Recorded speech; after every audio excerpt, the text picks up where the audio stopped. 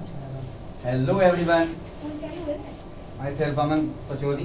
Class 12th के लिए आज एक लेक्चर लेके आए, बहुत बेहतरीन वाला। तो चैप्टर नंबर 2 की ऑब्जेक्टिव टाइप लेके आए, ओटी। ऑब्जेक्टिव टाइप में भी फिल इन द ब्लैंक्स लेके आए, और फिल इन द ब्लैंक्स भी काफी important fill in the blanks हैं। ऑब्जेक्टिव क्लास 12th के लिए लेक्चर बड़ा ही जरूरतमंद है। अभी चैप्टर 2 के लेके आए, फिर कुछ दिन बाद चैप्टर नंबर 3 के लेके आएंगे। सारे ऑब्जेक्टिव्स आपको इसी चैनल पे मिलेंगे और कहीं ना कहीं आपको इसका फायदा होगा। तो बिना समय गवाए एक एक ऑब्जेक्टिव पे डिटेल में सॉल्यूशन कर लेंगे, डिटेल में समझ लेंगे ऑब्जेक्टिव को। जैसा कि आप जानते हैं, मेरे पास स्मार्ट बोर्ड तो है नहीं, उसमें सेव रहे। पहले ही मैं खर्च करूँ आ जाए, पहले मुझे लिखना पड़ता है, फिर आपको समझाना पड़ता है। तो हर एक ऑब्जेक्टिव्स के बारे में आपको बात करेंगे, है ना। तो आज फिल इन द ब्लैंक्स में चर्चा करेंगे।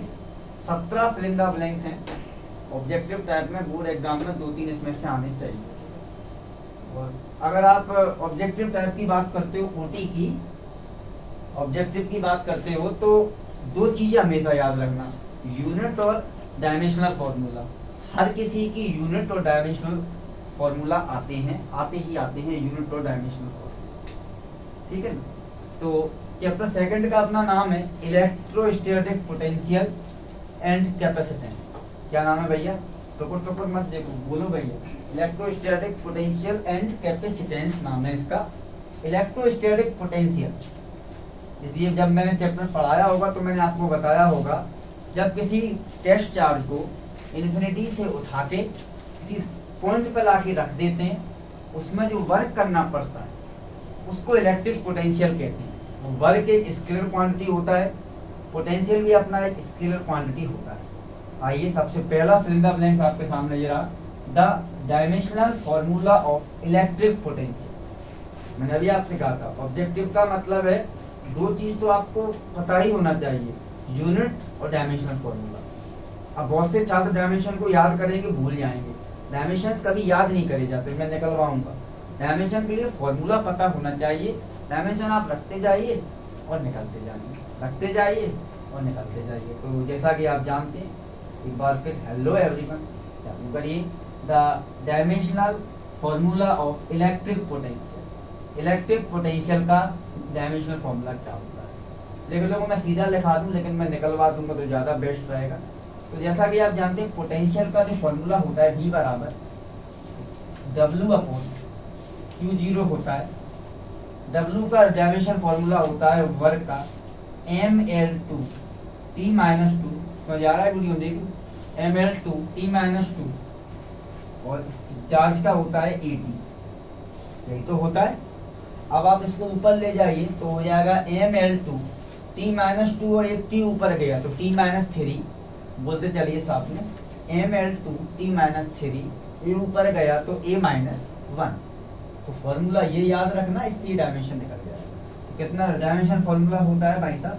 m, मार्कर कलर चेंज कर लेना, आपका कम स्टाइल है।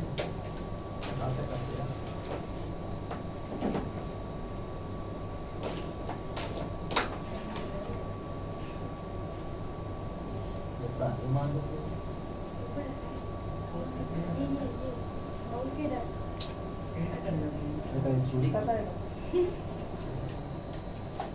चलो देखो, तो देखो भैया, नीला वाला मार्कर मिला नहीं है तो ब्लैक से ही करा देते हैं।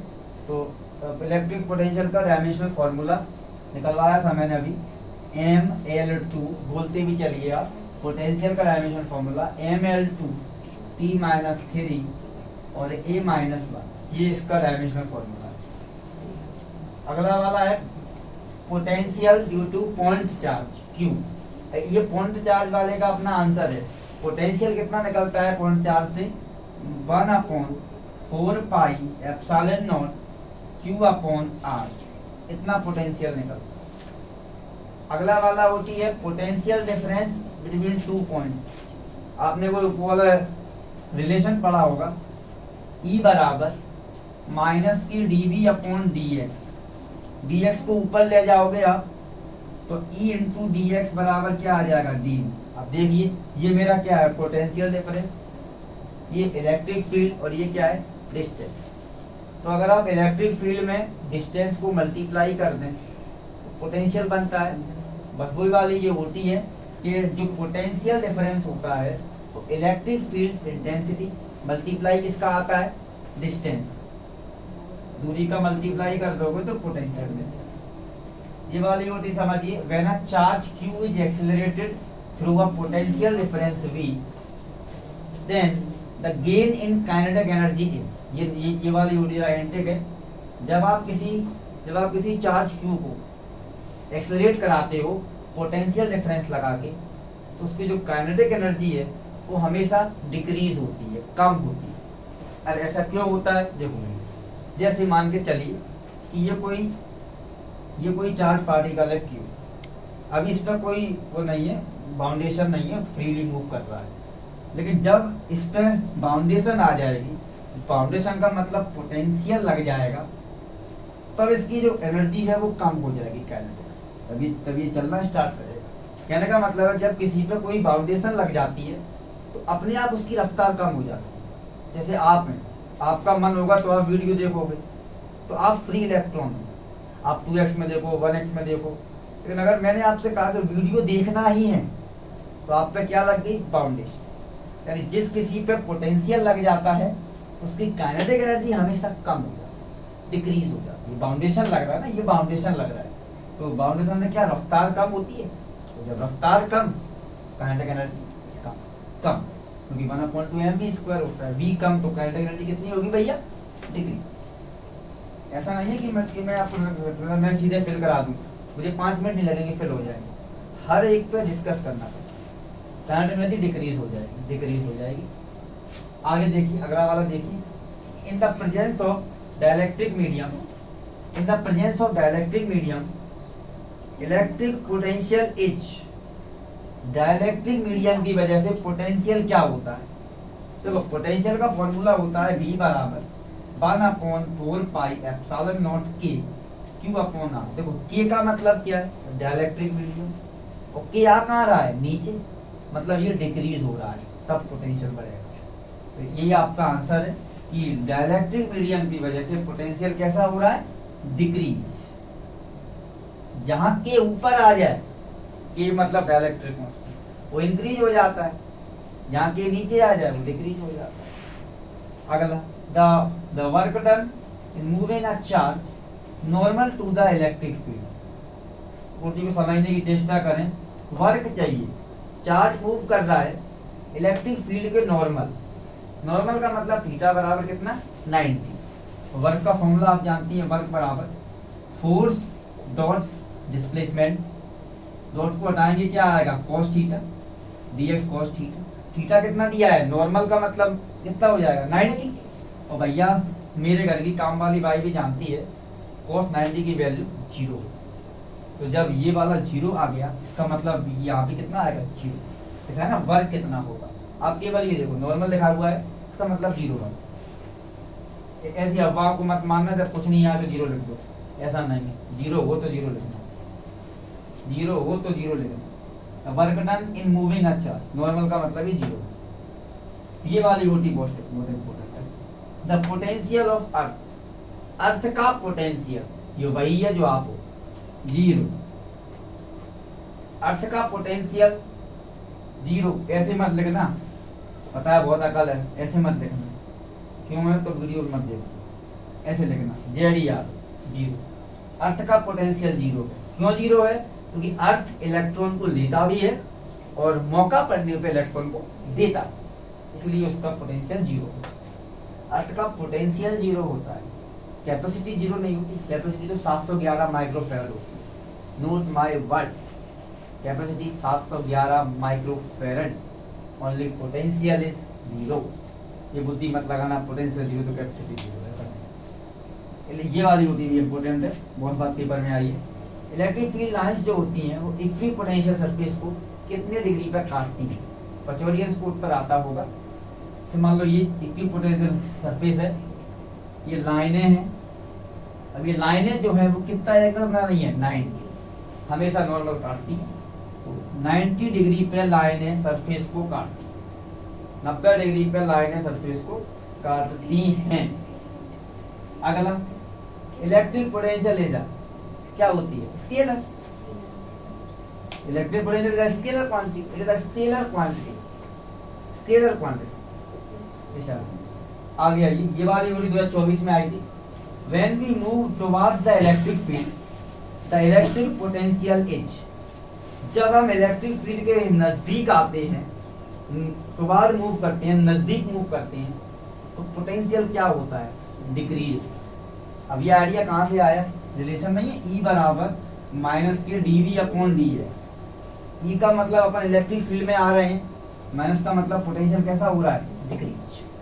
तो ये डिक्रीज। आप उल्टा भी कह सकते हो, अगर इलेक्ट्रिक फील्ड को टुवर्ड आ रहे हो डिक्रीज हो रहा है, अगर ना करे नारायण दूर जा रहे हो तो इंक्रीज हो जाता है। जब भी कोई दूर जाता है तो उसका पोटेंशियल बढ़ जाता है। जब इलेक्ट्रिक फील्ड के टुवर्ड जाते हैं, जो पोटेंशियल है वो कैसा होता है? डिक्रीज होता है पोटेंशियल। एंटीपोटी आई जिसका डिक्रीज होता है। ये बात तो मेरे घर की काम वाली भाई को भी पता है। The electric potential due to an electric dipole in broad side position, non axial position पे पोटेंशियल कितना आता है? 0। नॉन एक्सियल पे पोटेंशियल 0 हो जाता है। अगला, एक ईवी में कितने जूल होते हैं? जितना एक इलेक्ट्रॉन पर चार्ज होता है, 1.6 इंटू 10 की पावर -9। डिटेल में नहीं जाऊंगा, नहीं मैं तो 2 प्लेटें भी मान सकता था, तो 2 प्लेटों के बीच में कुछ किसी को फंसा भी सकता था। फंसाना मुझे अच्छे से। आगे 1.6 इंटू 10 की power -9। In series combination, series में क्या सेम रहता है? चार्ज। बोलिए क्या सेम रहता है? Charge. Charge is same, charge के बहने का एक ही रास्ता होता है, क्यू सेम चलता है। इन पैरेलल कॉम्बिनेशन, पैरेलल का पी मतलब इसमें क्या सेम रहेगा? पोटेंशियल। पैरेलल में पी और पोटेंशियल में पी सेम है। ये तो कटु सत्य है, भगवान के द्वारा बनाया गया शब्द। ऊपर जाए क्या जवाब देंगे भैया? एक जीवन दिया और जी नहीं पढ़ पाए, पोटेंशियल नहीं पढ़ पाए। तो पोटेंशियल सेम रहता है पैरेलल में। कहीं भी कंडेंसर जोड़ो, रेजिस्टेंस जोड़ो, कॉइलें जोड़ो, पोटेंशियल सेम रहेगा पैरेलल। घरों में जो लाइटें होती हैं वो पैरेलल में लगती हैं, शादियों में जो होती है, जो जल्लर जो अपना फवस्ती बेचता है जल्लर, वो सीरीज में लगती है। ये तो सब पड़ेगा। आ गया तो ऐसा यूनिट ऑफ कैपेसिटेंस। कैपेसिटेंस को किस में नापते हैं भैया? फेराड में। Farad the dimensional formula of capacitance. Capacitance का मुझे सर फॉर्मूला तो नहीं आता, पर मुझे कैपेसिटेंस का फॉर्मूला आता है C बराबर Q अपॉन V। अब मैं यहाँ डायमेंशन रख लूंगा, C बराबर Q कितना है मेरा? 80। डायमेंशन फॉर्मूला होता है 80, और मेरा V मैंने ऊपर निकाल के रखा है ml2 T-3। आप भी बोलिए A-1। अब मैं इसको ऊपर ले जाऊंगा तो आ जाएगा m पे पावर -1 ऊपर गया, l पे पावर कितना हो जाएगा? -2 ऊपर जाएगा, l पे पावर -3 ऊपर जाएगा तो T3, सॉरी t पे पावर -3 ऊपर जाएगा तो T3, और एक t और बैठा है स्वागत के लिए तो T4। आओ स्वागत करें, ऐसा कुछ है। A-1 ऊपर गया तो A, एक A और बैठा है, 2 बैठे हैं A2। भाई साहब ब्रैकेट लगा देना, छुट्टा मैं कह रहा हूँ सबके सामने, ब्रैकेट लगा देना, नंबर कर देना। अगला वाला ये वर्ड सुन के ही आपके चेहरा पे मुस्कान नहीं आई तो आप पचौड़ियन सही नहीं है। Dot dot dot is a device which is used to store the charge। Condenser. इन्हीं शब्दों के साथ अगली चर्चा आपसे करेंगे अगले सेशन के अंदर।